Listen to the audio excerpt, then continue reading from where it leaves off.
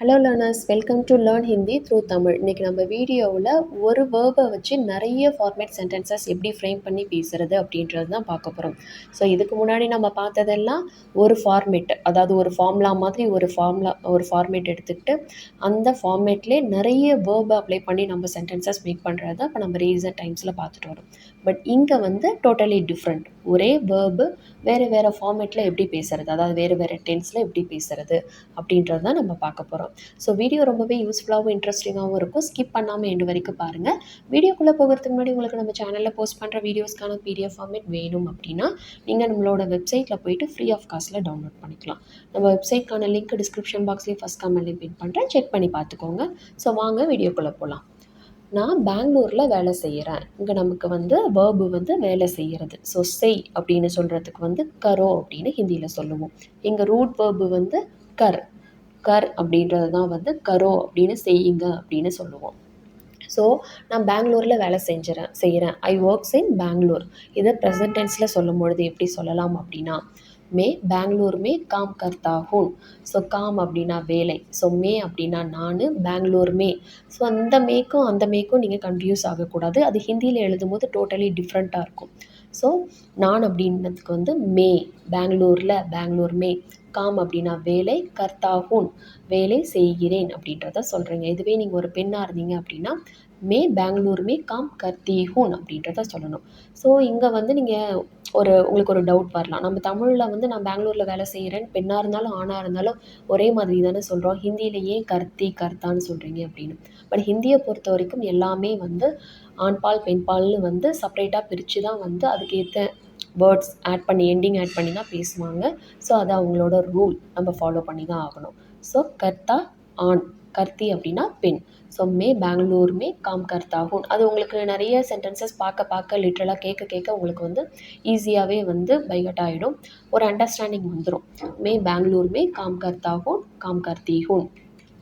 நான் சென்னையில் வேலை செஞ்சேன் அப்படின்னு சொல்கிறதுக்கு ஸோ செய்தேன், பாஸ்ட் டென்ஸு. ஸோ இப்போ நம்ம முன்னாடி சொன்னது வந்து அது ப்ரெசன்ட் டென்ஸில். ஸோ பாஸ்ட் டென்ஸ், ஹிந்தியில் பாஸ்ட் டென்ஸை பொறுத்த வரைக்கும் வந்து டோட்டலி டிஃப்ரெண்ட் கேஸு. இப்போ நம்ம பாஸ்ட் டென்ஸ் அப்படின்னாலே என்ன பண்ணணும் அப்படின்னா, எதை யாரை அப்படின்ற ஒரு ரெண்டு கேள்வியை வந்து கேட்கணும் அந்த வேர்பை யூஸ் பண்ணி. எதை செய்தாய், யாரை செய்தாய், இல்லைனா எதை வேலை செய்தாய். எதை செய்தாய் அப்படின்னா வேலையை செய்தேன் அப்படின்னு நம்ம சொல்ல முடியும். எதை செய்தாய் அப்படின்னா வேலையை செய்தேன். ஸோ ஒரு மீனிங்ஃபுல்லான ஒரு கொஷின் ஃபார்ம் பண்ணி ஆன்சர் பண்ண முடிஞ்சதுன்னா வந்து நம்ம சப்ஜெக்ட் கூட நே சேர்க்கணும். நமக்கு வந்து மே. ஸோ மே கூட நே சேர்த்தா மெயின்னே. சென்னையில் அப்படின்னா சென்னை மே. காம் கியா. ஸோ கரோவோட பாஸ்ட் டென்ஸ் வந்து கியா. ஸோ காம் கியா அப்படின்றத சொல்கிறீங்க. இங்கே நம்ம சப்ஜெக்ட் கூட நே சேர்த்துருக்கோம், அதாவது ஒரு சேஞ்சஸ் ஆல்ரெடி வந்துருச்சு. அதனால் வேர்பு வந்து ஆணாக இருந்தாலும் பெண்ணாக இருந்தாலும் இல்லை ப்ளூரலாக இருந்தாலும் காம் கியா அப்படின்றது வந்து மாறாது, அப்படியே தான் வரும். ஓகேவா? சப்ஜெக்டில் சேஞ்சஸ் வந்துடுச்சு, வேர்பில் மாறாது. உங்களுக்கு இது இன்னும் புரியல, கன்ஃபியூஸ் ஆச்சு அப்படின்னா நம்மளோட பாஸ்ட் டென்ஸ் வீடியோ இல்லை அந்த 20 days ஸ்போக்கன் ஹிந்தி கிளாஸ் வீடியோவில் பாஸ்ட் டென்ஸ்க்குன்னு 2 வீடியோ போஸ்ட் பண்ணியிருப்பேன். அந்த வீடியோ செக் பண்ணி பார்த்தீங்க அப்படின்னா உங்களுக்கு நல்லா கிளியர் ஐடியா கிடைக்கும். ஓகேவா? அந்த பிளேலிஸ்ட்டுக்கான லிங்க் நான் டிஸ்கிரிப்ஷன் பாக்ஸில் கொடுக்குறேன், செக் பண்ணி பார்த்துக்கோங்க. மெயின் மே, சென்னை மே, காம் கியா. நான் 2020 சென்னையில் வேலை செஞ்சேன் அப்படின்னு சொல்கிறீங்க. ஒரு குறிப்பிட்ட வருஷத்தை சொல்கிறீங்க. ஸோ நீங்கள் அந்த வருஷத்தெல்லாம் லிட்ரலாக ஹிந்தியில் சொல்லணும் அப்படின்றது அவசியம் இல்லை. அதை இங்கிலீஷில் கூட சொல்லி நீங்கள் மேனேஜ் பண்ணிக்கலாம். ஸோ வேலை செய்தேன் பாஸ்ட் டென்ஸ், அதனால் மெயின்னே வருது. மெயின்னே 2020 மே, சென்னை மே காம் கியா. சென்னையில் அப்படின்னு சொல்கிறதுக்கு வந்து சென்னை மே காம் கியா. ஸோ பெண்ணாக இருந்தீங்கனாலும் காம் கியா தான் சொல்லுவீங்க. ஸோ நான் 2020 அதாவது 2020 சென்னையில் வேலை செஞ்சுக்கிட்டு இருக்கேன் அப்படின்னு சொல்கிறீங்க. ஸோ இருந்து அப்படின்னு சொல்கிறதுக்கு வந்து சே அப்படின்ற வார்த்தையை வந்து யூஸ் பண்ணணும். இங்கிலீஷில் ஃப்ரம்னு சொல்லுவோம் இல்லையா, அந்த மாதிரி இடங்கள்லாம் வந்து சே அப்படின்றத சொல்லணும். ஸோ மே 2020 சே சென்னை மே காம் கர் ரஹா ஹூம். வேலை செஞ்சுக்கிட்டு இருக்கேன். ஸோ இப்போ ப்ரெசென்ட்லேயும் நீங்கள் வந்து அந்த விஷயத்தை அப்போ ஸ்டார்ட் பண்ணி இப்போயும் வந்து இந்த விஷயத்தை வந்து செஞ்சுக்கிட்டு இருக்கீங்க. எப்போவோ ஸ்டார்ட் பண்ண விஷயம் இப்போ ப்ரெசென்ட்லேயே கண்டினியூ பண்ணிக்கிட்டு இருக்கீங்க. அப்போ அது வந்து ப்ரெசென்ட் கண்டினியூஸ் டென்ஸ். அப்படின்னா வந்து கண்டினியூஸாக ஒரு விஷயத்தை செஞ்சுக்கிட்டு இருக்கீங்க அப்படின்னாலே வந்து அங்கே ரஹா வரும். ஆணாக இருந்தால் ரஹா, பெண்ணாக இருந்தால் ரஹி, ப்ளூரலுக்கு ரஹே வரும். ஸோ காம்கர் ரஹாஹூன், காம்கர் ரஹீஹூன். பெண்ணாக இருந்தீங்க அப்படின்னா சென்னையுமே காம்கர் ரஹீஹூன் அப்படின்றத சொல்லுவீங்க. ஸோ புரிஞ்சுதா? மே 2020 से चेन्नई में काम कर रहा हूँ, काम कर रही हूँ. அடுத்தது இப்போ நான் பெங்களூரில் வேலை செய்கிறேன் அப்படின்னு சொல்கிறதுக்கு. இப்போ நீங்கள் ப்ரெசென்ட்டில் வந்து அதை செஞ்சுக்கிட்டு இருக்கீங்க கண்டினியூஸாக. ஸோ இப்போ அப்படின்னா அப், மே பெங்களூர் மே அப்படின்னா நான் பெங்களூரில், காம் கர் ரஹா ஹூன், காம் கர் ரஹி ஹூன், அதே தான். ஓகேவா? அங்கே சே மட்டும் எக்ஸ்ட்ரா வந்தது வருஷம் வந்ததுனால. நான் சென்னையில் வேலை செஞ்சப்போ நாங்கள் ஃப்ரெண்ட் ஆனோம் அப்படின்னு சொல்கிறதுக்கு. எப்போ ஃப்ரெண்ட் ஆனீங்க? எப்போனா நாங்கள் சென்னையில் வேலை பார்த்தப்ப நாங்கள் ஃப்ரெண்ட் ஆனோம். எப்போனா சென்னையில் வேலை பார்த்த அப்போ நாங்கள் ஃப்ரெண்ட் ஆனோம். எப்போ அப்போ அப்படின்றத நம்ம பேசும்போது வருதா? அதுக்கு ஹிந்தியில் வந்து ஜப் தப் அப்படின்னு சொல்லுவீங்க. ஸோ சென்னையில் வேலை பார்த்த அப்போ, ஸோ ஆல்ரெடி அது பாஸ்ட்டில் நடந்தது ஒரு விஷயம். பட் அது ப்ரெசண்ட்டோட கனெக்ட் ஆகிருக்கு. அதனால ஸோ கர் ரஹா கனெக்ட் ஆகுது. இப்போ ப்ரெசன்ட்லேயும் கனெக்ட் ஆகி கண்டினியூஸாக அது நடந்துகிட்ருக்கு அப்படின்ற பட்சத்தில் ரஹா அப்படின்ற வார்த்தை நமக்கு வரும். ஜப் அப்படின்னா எப்போது அப்படின்னா மே, சென்னை மே, சென்னையில் காம்கர் ரஹாத்தா வேலை செய்தபோது, செய்திருந்தேன் அப்போது. தப் அப்படின்னா அப்போது. ஹம் அப்படின்னா நாங்கள், தோஸ்த் பன்கையே அப்படின்னா ஃப்ரெண்ட் ஆனோம் அப்படின்றது அர்த்தம். தோஸ்த் அப்படின்னா ஃப்ரெண்டு, பன்கையே அப்படின்னா ஆனோம் அப்படின்ற அர்த்தத்தில் வரும். நான் கடந்த 10 வருஷமாக பெங்களூரில் வேலை செஞ்சுக்கிட்டு இருக்கேன் அப்படின்னு சொல்கிறதுக்கு. கடந்த 10 வருஷமா, பாஸ்ட்டு 10 வருஷமா. ஸோ பீச்சிலே 10 வருஷோன் சே.